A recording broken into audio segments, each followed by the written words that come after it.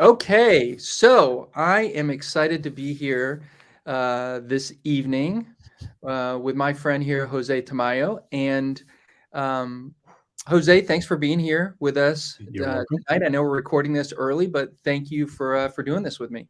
My pleasure. Always. Anytime. Awesome, awesome. So this is as a setup for everybody here on the team watching tonight. This is Jose and I are recording Thursday afternoon, and actually now into the evening, and we're doing this kind of in advance because I'm trying to start something fun and different as a little bit of a session. We'll see how all this plays out as we move into the future. But this is something that the iCommerce Diamonds and I have been talking about, and that is kind of a um, you know, interviewing and getting to know IBOs from the team, and especially as they have some fun things to share and help all of us with as part of the conversation for all of us as we build our business. And so Jose and I have we've been communicating about a variety of things. But earlier today, he sent me something a lot of fun that I thought was a lot of fun, and I thought was worthwhile enough that we should put it in tonight to the session here for the August masterclass. So before I get going on the questions, Jose, do me a favor if you would give us a little bit of background about yourself. Hey, guys. Thank you, Ken. It's such an honor to be part of this, and I want to thank everybody who made this possible. I mean, it's amazing the places that you go to when you meet extraordinary people. And I know that many of you have seen me before. I'm Jose. I used to live in Miami. I live in Fort Myers now. My wife and I had an opportunity. I'm married. Had an opportunity to buy a brand new house in Fort Myers. When we came up here, we didn't think we were going to buy a house, but we saw it, we loved it, and we've been here since 2019. And I build a team completely online, virtual. Been doing it for some time now. It's been a lot of fun. We do a lot of things together. I'm blind, guys, so I'm not look. If I'm not looking at your eyes, you know. um, I have two daughters. My two daughters are 23 and 24. Okay. I just had a grandchild No about two way. months ago. Seriously? Yeah. Wow. Um, Congratulations. and You don't listen, I got to tell you, you don't look that old.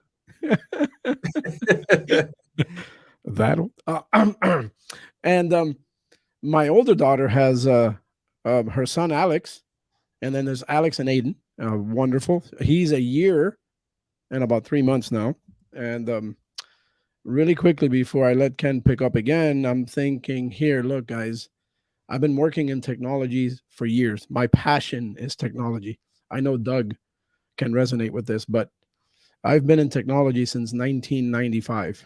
Maybe, no, not 95, 93. And I lost my sight in 2003. When I lost my sight, it took me 2 years to recover, Wow. meaning to just get from, hey, man, I lost my sight. What do I do now? Wow. To trying to figure out where I was going to go. Today, what I do is I help blind people with technology. And if you look at this is a braille device that I that I work with people on. Remember the little dots in the different places where you go visit, or Right. hotels and everything?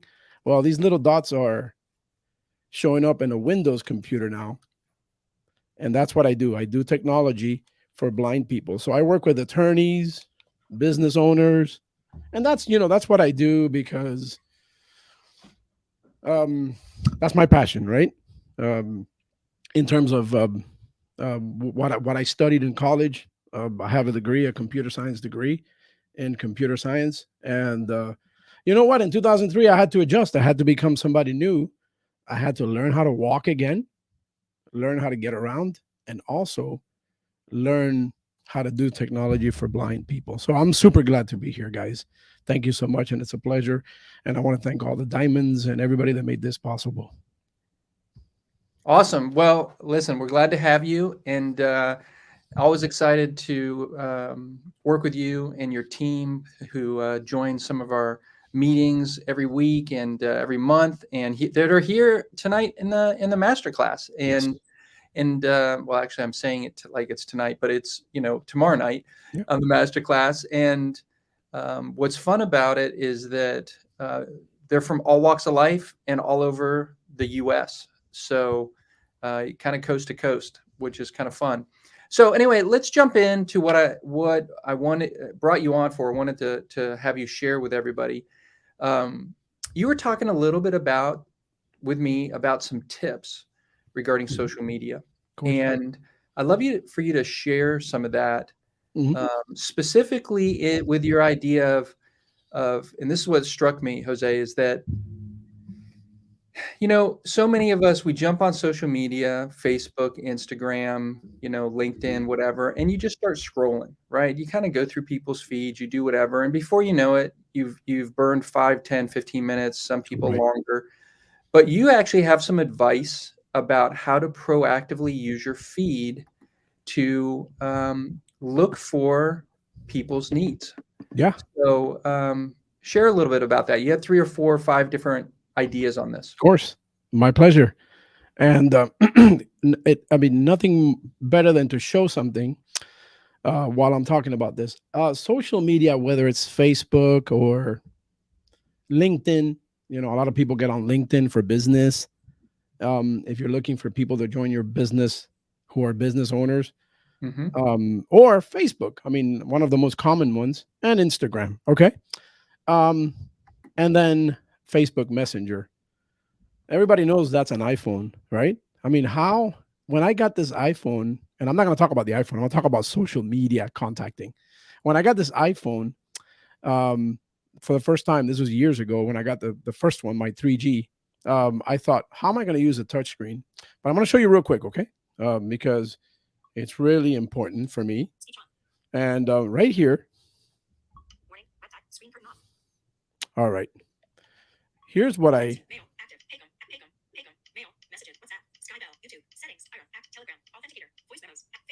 Facebook, okay? So, just wanted to give you a little preview on how I use technology to get from complete inability to do something to the possibility of making things happen. And I'm going to tap here real quick. Oh, look at that. Oh, goodness. what are what are the chances that Ken and Jennifer would show up on my timeline, right? Especially in this conference. So here's what I do. Um, I'm on Facebook every day, right? And I'm not on Facebook posting pictures, telling people what I ate. I'm on Facebook for some of those things. And I'm on Facebook looking for people who are looking. So that's number one. We look for people who are looking. And when we're on Facebook, and this is what my team and I do, and I'm super honored to have the team that I have. I always tell them, you know what, they make me who I am, and they've given me a purpose, an incredible purpose. And I know most of them are here today, and this will be tomorrow. But we're looking for people who are looking. How? Okay, number one, we look for people who are looking. What does that mean? Well, when you look through your Facebook timeline, what's the first thing you see? Well, you see people saying things. All right. One thing they say is, I've got a stomach ache, or I've got high blood pressure, or I'm tired of not making enough money, or all kinds of things. My mom, you know, needs this for her face, or um, I need something for my daughter, or I got a stain. Like the other day, I was talking to somebody who had a stain that they couldn't take out. And what am I looking for on Facebook, right? Number one, looking for people who are looking. I'm just scrolling through my timeline. All right, scrolling through my timeline and looking for people who are looking. Um, what happens with people who are looking is that you're going to generate an interaction if you're looking for people who are looking. Because remember, this is a muscle. that you're building. It's exercise. What you're doing is you're building the muscle of contacting every day. Um, so say I'm flicking around Facebook and I see someone who says, "My goodness, my stomach's been hurting for days. I think I'm bloated. What do I need to do to get this?"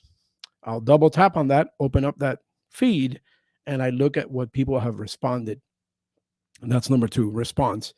Open the door to communication. I look at the person's post and I go, interesting. I'm not looking to make a sale yet. Okay. But I'm saying this is interesting. I'm trying to open the door. Number two, open the door, get in there and hit like. All right. That puts you in their radar. What it says is, okay, I'm interested in what you just said. And then I'll just read the post and I'll go and respond to it and say, "Hi, I noticed what you posted above. I may have something for you. Keep in mind, everything on Facebook, social media, LinkedIn, whatever, wherever you are, is public. So your interaction with people is important that you understand that it's not about you and the person you're talking to. It's about the people also that are looking at your interaction. So your interaction with that person is not a one-on-one, like if as if you were in your house or maybe in an office environment. It's a public post. So what do? You open the door. Number two, you tell them, "Hey, I've got something for you." That's what I tell them. I've got something for you. And if they respond, great. If they don't, I move on. Most of the time, they respond. What do you got for me? Well, I've got this supplement that may help you and may be of benefit to you. Um, and I just let it go. I'm not asking them to buy anything. I'm not asking them. I'm saying I've got something that I might be able to get for you. So the person says, "Hmm, what is that? What is that? What is that?" Yeah, it's a supplement. Um, do you want, do you want to hear about it? And the person says, "Yeah, I want to hear about it." And you know what? The temptation at that point is to want to send a link to a person that you don't know. And what I recommend is never send your page or a product recommendation to somebody without the proper context. I'm gonna give you that now. That's at least the way I look at it. That's the way we've been successful with it. Now you're getting into, okay, somebody's has a problem. You have something you might be able to provide for them. What do you do with that now? They're asking you for it. Remember, they've said yes. When they say yes, that means they're open to it. Don't make I say I don't make the mistake of sending them the website because people typically do not look. Because you know what? On Facebook, on social media, there's so much going on, right? They might get another message from a friend and then you've lost them. So what's the next one? Number three. Hey, why don't we talk a little bit about this? Can I send you a message on Messenger? Remember, permission marketing, right? Permission. You're asking them for their permission. They say yes, you get on the Messenger call with them, whether it's message or call, and you talk to them about your solution, the product that you have. The customer says, the person says, not the customer, the person says, "I'm interested. I'm interested in finding out more." Again, this is where the temptation of sending a link to a product can often get us in trouble when we have somebody that we just met. So we're still, I mean, yeah, it's easy to say, "Hey, I'm going to copy and paste the link and I'm going to send it." But what should you really do? In my experience, talk with the person about the product. And if the person is interested in purchasing the product, all right, I say to them, um, how about if I sign you up as a customer on my website? It's for free. Would you like me to do that for you? And then I can share with you the links to our products and we can have a conversation about it. That's number four, or number five. Um, once once you've registered them, remember, this is not like your typical business out there where people are just searching and looking. This is an a la carte. That's the way I look at it. A la carte business. You're providing a product to a person. You want to see that through. Imagine if you walk into a store to buy something and the salesperson leaves you, or you're a salesperson and somebody walks into the store and they leave, and you leave them alone. What's going to happen? You're going to lose the customer. That's in my experience. That's typically what happens. If you send them a link right there after you registered them, what happens is most people will want to say, "Hey, why don't you take a look at this product and get back to me?" I promise you, they won't get back to you. You got to see it through. How do you see it through? Well, now you got the customer signed up, right? They've said yes like 3 or 4 times already. They're in the zone. I mean, it's time to go for the close. I mean, why not, right? So, how do you close this? Well, you told me that you were having an issue with your stomach. How about if I show you a couple of products that can help you with that? Um, can we do that right now? And you keep, and at that point, you start sharing the product. You've signed up the customer, you share the product, and the customer says, "Yes, I want to buy it." You see the product through the purchase. Okay, you got the product in the customer's hands. They place the order. You got the confirmation.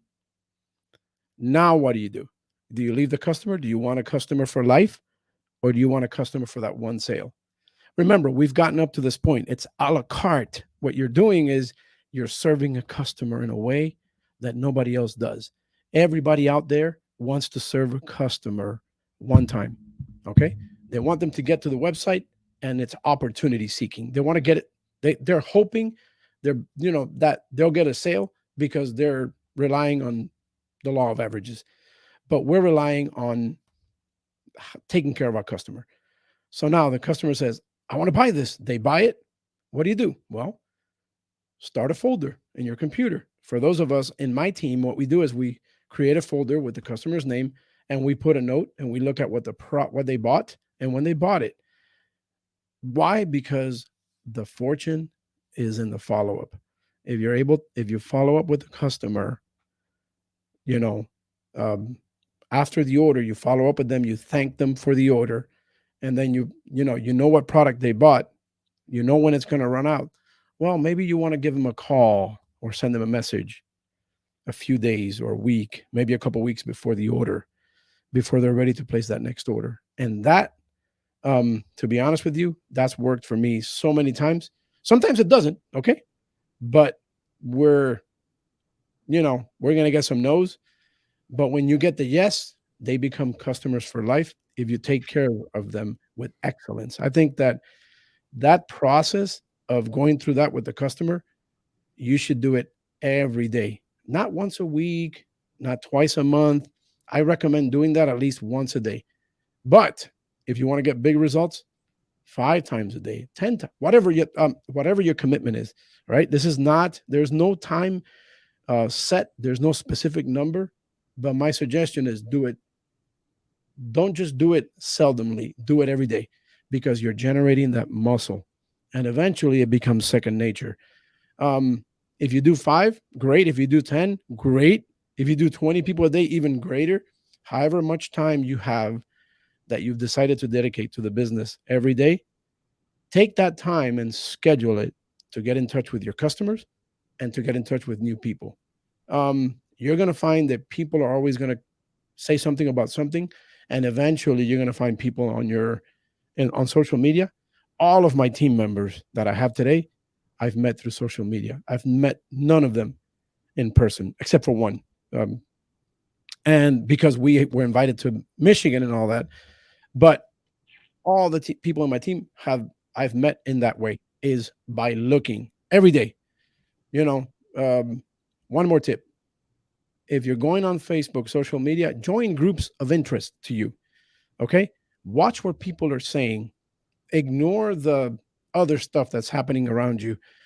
Look at what people are saying, what they're looking for, what they're trying to accomplish, and try to meet that need. And I would say do that with about 50 items, 50 to 100 items. I mean, 50 items, let's say simple, 50 items a day. Just look at 50 posts a day. And if you're a member of groups, look in there and find people who are looking. Don't go after people who are not looking, because when you go after people who are not looking, you may not get the response that you deserve.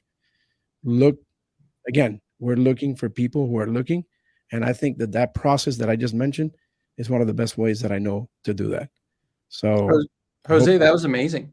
that That was helps. amazing. I feel like you just did a whole masterclass on social media, um, meeting needs, and best practices on follow up. So thank you for sharing that. My That's pleasure. phenomenal.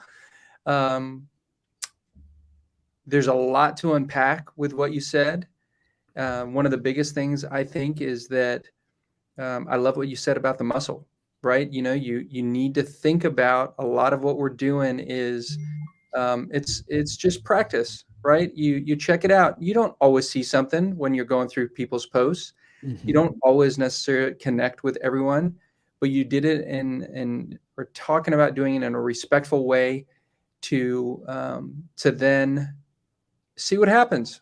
See what happens, but you're doing it in a way that's very purposeful. So, thank you for sharing that. You Welcome. are awesome. My pleasure. Appreciate you sharing with all of us tonight, and look forward to seeing you next week at the meeting.